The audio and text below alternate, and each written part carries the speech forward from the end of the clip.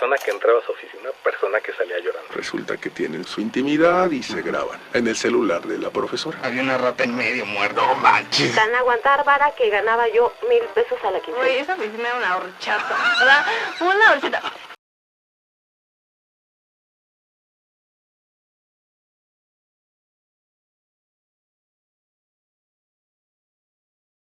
Pandilla Godín, un episodio más lleno de chismecitos que son más importantes que el reporte semanal que les pide su jefe. Recuerden, suscríbanse al canal, compartan el video, denle me gusta y si tienen un chismecito que me quieran hacer llegar, ya saben, a godincasos-de-la-vida-real1@gmail.com. Y sin más, vámonos pues. Anónimo, por favor. Te cuento mi experiencia que hasta el día de hoy me pone la piel de gallina. Recién egresado, entré como becario a una dependencia de gobierno en un edificio antiquísimo del centro histórico de la Ciudad de México. Era el típico lugar con pisos de madera que rechinaban, techos altísimos y con demasiado eco. Desde el primer día, los empleados más viejos me advirtieron sobre un lugar, el Archivo Muerto, ubicado en el sótano. Decían que ahí espantaban, que no debía quedarme solo ni mucho menos ir de noche. Yo, escéptico, me reía. Las primeras semanas fueron normales, pero empecé a notar cosas. Cuando bajaba por algún expediente, sentía un frío helado en pleno verano, un frío que calaba hasta los huesos, te lo juro. A veces juraría que escuchaba a alguien moviendo cajas al final de un pasillo, pero al ir a ver no había nadie. Mis compañeros solo encogían de hombros y decían, es el de siempre.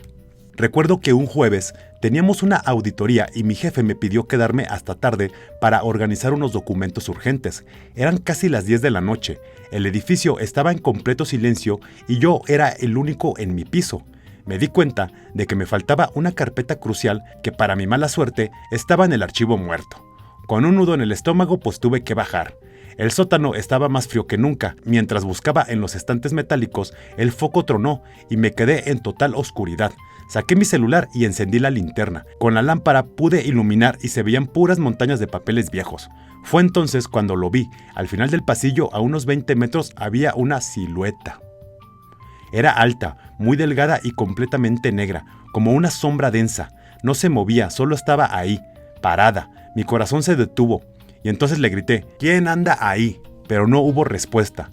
Apunté la luz de mi celular directamente, pero la figura no tenía rostro, no tenía ropa, era solo un vacío pero con forma humana. El pánico se apoderó de mí cuando la sombra se movió, no caminó, no corrió, se deslizó hacia mí a una velocidad imposible, como si flotara sobre el suelo. Grité, solté el celular y corrí a ciegas hacia las escaleras, tropezando con cajas que había. Sentía su presencia detrás de mí, un frío insoportable y el sonido de una respiración rasposa. Subí las escaleras como pude y no paré hasta llegar a mi escritorio. El guardia de seguridad me encontró ahí, pálido y temblando. Le conté lo que vi y él sin inmutarse me dijo, viste al archivista, no te preocupes, nomás le gusta asustar a los nuevos. Jamás volví a bajar a ese sótano. Terminé mi servicio social y salí huyendo de ese lugar. Aún tengo pesadillas con esa sombra deslizándose hacia mí en la oscuridad. Chale, pandilla. Si les han pasado cosas paranormales ahí en la chamba, envíenmelas. Anónimo, por favor. Trabajé durante 5 años en el área de finanzas de una empresa de logística de tamaño mediano. Todo parecía normal, hasta que empecé a notar un patrón muy extraño con el director de operaciones, un señor de unos 50 años al que llamaremos Ricardo. Cada mes, Ricardo presentaba reportes de gastos por cantidades considerables, pero siempre con justificaciones muy vagas. Servicios de consultoría, gestión de aduanas, optimización de rutas. Los recibos eran de empresas de las que nadie había oído hablar y que no aparecían en nuestra base de datos de proveedores. Cuando le pregunté a mi jefa directa, la gerente de finanzas, me dijo que no me preocupara, que eran proveedores especiales de Ricardo y que ella lo autorizaba todo. La respuesta no me dejó tranquilo, pero era mi jefa, así que seguí la orden. Sin embargo, la cosa se puso más rara. Noté que los pagos a esas empresas fantasmas se hacían siempre en fechas de baja supervisión, como antes de un puente o durante las vacaciones de fin de año. Cuando la matriz en Estados Unidos ordenó una auditoría externa, 2 auditores serios y callados se instalaron en una sala de juntas durante 3 semanas. Se notaba la tensión en toda la oficina. Un día me llamaron a la sala. Dentro estaban los auditores, el dueño de la empresa y mi jefa, que estaba pálida. Sobre la mesa había una pila de documentos y una laptop abierta con un Excel que parecía infinito. El auditor me señaló la pantalla y me preguntó si reconocía los nombres de esas empresas. Eran todas las de Ricardo. Me explicó que habían descubierto que esas empresas eran fachada. Ricardo las había creado a nombre de familiares y amigos. Madres. Él mismo generaba las facturas por servicio que nunca existieron. Mi jefa las autorizaba y yo, sin saberlo, procesaba los pagos. Habían estado haciendo esto durante casi 7 años. El fraude ascendía a más de 15 millones de pesos. Ricardo y mi jefa se dividían el botín. Ese mismo día, 2 guardias de seguridad subieron a la oficina y escoltaron a Ricardo y a mi jefa fuera del edificio. Ricardo iba gritando que era una trampa. Mi jefa no paraba de llorar. La empresa casi quiebra, hubo despidos y una reestructuración masiva. Yo tuve que declarar en el juicio. Fue la experiencia más estresante de mi vida laboral. Tómenla, pónganse truchas, no anden de rateritos, Anónimo. Mi historia es en una de esas agencias de publicidad cool de la colonia Roma, de las que tienen futbolito y cerveza los viernes. Recién egresada, estaba emocionada por mi primer trabajo como diseñadora. En la entrevista, me ofrecieron un sueldo de 15,000 pesos mensuales. Acepté de inmediato. La primera quincena llegó la primera bandera roja. Me dieron 2 pagos. Uno, un depósito a mi cuenta de nómina por 3,000 pesos. El otro, un sobre con 4,500 pesos en efectivo. Cuando pregunté en recursos humanos, una chava muy sonriente me explicó su esquema de planeación fiscal. Me dijo que para ayudarme a no pagar tantos impuestos, me registraban en el IMSS con el sueldo mínimo y el resto me lo daban como apoyo para transporte y alimentos en efectivo. Clásico. Dijo que así a mí me rendía más el dinero y la empresa también se ahorraba unos pesos. Yo, novata y con miedo a quedarme sin trabajo, no dije nada. Así pasaron 2 años. Todo el mundo en la agencia estaba bajo el mismo esquema. El problema explotó cuando quise sacar un crédito hipotecario. Fui al banco toda ilusionada y cuando revisaron mi historial crediticio y mis ingresos reportados ante el SAT y el IMSS, el ejecutivo casi se ríe en mi cara. Para el sistema yo era una persona que ganaba el salario mínimo. No era sujeta de crédito ni para un cuarto de azotea. Fue un golpe de realidad brutal. Fui a encarar a la de RH y su sonrisa había desaparecido. Me dijo muy fríamente que esas eran las condiciones y que si no me gustaba, la puerta era muy grande. Me di cuenta del tamaño del fraude. La empresa estaba evadiendo millones en impuestos y cuotas al IMSS, y de paso nos estaba arruinando nuestro futuro financiero a todos los empleados. No podíamos generar historial para un crédito. Nuestras aportaciones para el retiro eran una miseria, y si nos enfermábamos, el subsidio del IMSS sería una broma. Muchos empezamos a buscar trabajo en otro lado.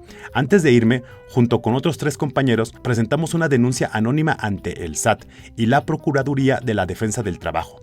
No sé qué pasó al final, pero un amigo que se quedó me contó que 6 meses después cayeron unos auditores que prácticamente desmantelaron la oficina. Esas empresas siempre andan de pillos, pónganse truchas, siempre se los digo, Anónimo.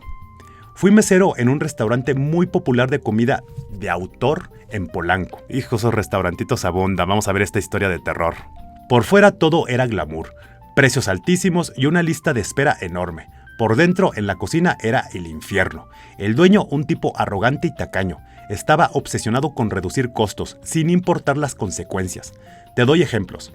La carne que ya olía un poco rara, se curaba con vinagre y especias para disfrazar el sabor.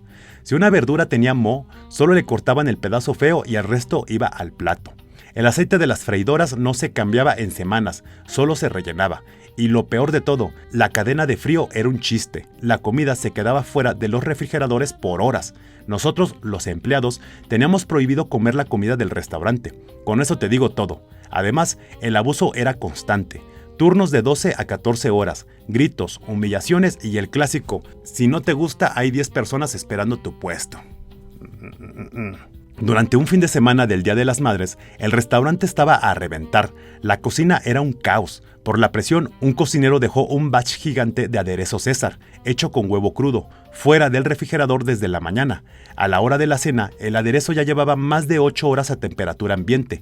El chef le dijo al dueño, y el dueño le gritó que no iban a tirar 20 litros de aderezo caro, que lo sirviera y punto. Ese fin de semana se sirvieron cientos de ensaladas César. El martes siguiente, el desastre. Las redes sociales del restaurante explotaron. Decenas de personas publicaron historias de terror. Familias enteras con vómito, diarrea y fiebre. Un influencer famoso que había comido ahí subió un video a TikTok desde la cama de un hospital. ¡Ah, la madre! ¿Quién será? con un suero en el brazo, diciendo que le habían diagnosticado salmonelosis aguda. El video se hizo viral. El miércoles llegaron los de la Cofepris. Nunca había visto a un equipo de inspección tan serio. Cerraron la cocina en menos de una hora y de inmediato pusieron los sellos de clausurado en la entrada principal. El dueño intentó culparnos a nosotros, pero varios empleados hablamos con los inspectores y contamos todo. El restaurante nunca volvió a abrir y el dueño enfrentó una demanda colectiva que lo dejó en la ruina. Fue horrible, pero fue justicia. ¿Cuál restaurante será? No lo recuerdo ese chismecito, pero ahí dejen en los comentarios si alguien recuerda cuándo fue este desmadrito. Buenos días, anónimo por favor. Trabajé en el corporativo de una cadena de tiendas departamentales muy conocida en México. El ambiente era el típico godín, pero todo cambió cuando contrataron a un nuevo gerente para el área de marketing, un tipo al que llamaremos Esteban. Esteban era un hombre blanco, de unos 50 años, de esos que se sienten con derecho a todo. Al equipo se unió también Carlos, un diseñador brillante, muy preparado y casualmente un hombre afromexicano. Desde el principio Esteban lo agarró contra él. Empezó con bromas en las juntas. Si Carlos daba una buena idea, Esteban decía, vaya, miren qué listo salió el morenazo. Chale. Si Carlos se vestía bien, le decía, ¿a poco así se visten en tu barrio? Carlos, siendo nuevo y muy profesional, aguantaba todo, aunque su incomodidad era evidente. Nadie en el equipo se atrevía a decir nada por miedo. La situación se puso insoportable. Esteban empezó a llamarle a Carlos por apodos horribles frente a todos. Un día, en una presentación, se refirió a él como mi negrito consentido. No manches. La humillación fue total, pero la vida siempre da vueltas. El fin de la carrera de Esteban en esa empresa llegó en la presentación de resultados trimestrales. Estaban presentes todos los directores, incluyendo el director general de México. Carlos estaba presentando la parte visual de la compañía y lo estaba haciendo de maravilla. El director general estaba visiblemente impresionado. Cuando Carlos terminó, el director le dijo, excelente trabajo, Carlos, felicidades. Y entonces Esteban, queriendo colgarse la medalla, se levantó, le puso una mano en el hombro a Carlos y dijo, y con una sonrisa muy tonta frente a todo el auditorio, gracias director, es que a mi Kunta Kinte lo traigo bien entrenado. Todos se quedaron en silencio en la sala. Las sonrisas se congelaron, la gente no sabía a dónde mirar. El director general, un hombre muy serio, miró a Esteban con un desprecio que nunca había visto. No dijo nada, solo se levantó y concluyó, la reunión ha terminado. Esa misma tarde, 2 personas de recursos humanos llegaron al piso de marketing y se llevaron a Esteban a una sala de juntas. Media hora después lo vimos salir con una caja de cartón con sus cosas. Tómela, barbón. Escoltado por un guardia de seguridad hasta la salida. Nunca lo volvimos a ver. Al día siguiente, el director general dio un comunicado a toda la empresa sobre la política de cero tolerancia a la discriminación. Carlos, por cierto, fue ascendido jefe de diseño 6 meses después. Fue la caída más espectacular y merecida que he presenciado en el mundo godín. Tómela por andar de ojete, eso pasa, No anden de ojetes haciendo racismo y discriminando. Y llegamos a nuestra querida sección Rugido de Tripas. Vamos a ver qué nos trae el rugidito esta semana. Regalo escombro para rellenar. Solo hay que juntarlo y venir por eso. No lo vendo, solo con que me limpie el patio y quedamos a mano. La alberca no se vende ni se regala. La alberca, ¿qué tal? Yo pensé que era una lona ya aventada. Oigan, chequen este rugido, está monumental. Vendo comedor importado de Francia, hace más de 80 años, en perfecto estado. Precio 800,000 a tratar. ¡A la madre! Este sí fue un rugido de tripas monumental. Y bueno, pandilla, ahí estuvieron los chismecitos de esta semana. Recuerden, suscríbanse al canal, compartan el video y denle me gusta. Si me quieren enviar chismecitos, ya saben, al correo godincasos-de-la-vida-real1@gmail.com. Nos vemos la próxima semana para contar más chismecitos. Y sin más, sobres.